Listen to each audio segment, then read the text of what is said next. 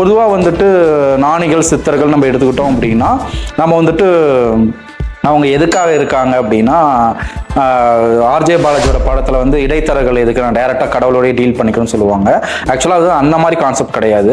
இந்த ஞானிகள் சித்தர்களை எதுக்கு வராங்கன்னா அவங்க வந்து இறைநிலை அடையிறதுக்காக தியானங்கள் பண்ணுறாங்க, இறை சிந்தனையோடய இருக்காங்க, அவங்க அதுக்காக வந்து ப்ராக்டிக்ஸ்லாம் பண்ணுறாங்க, இது பண்ணுறாங்க.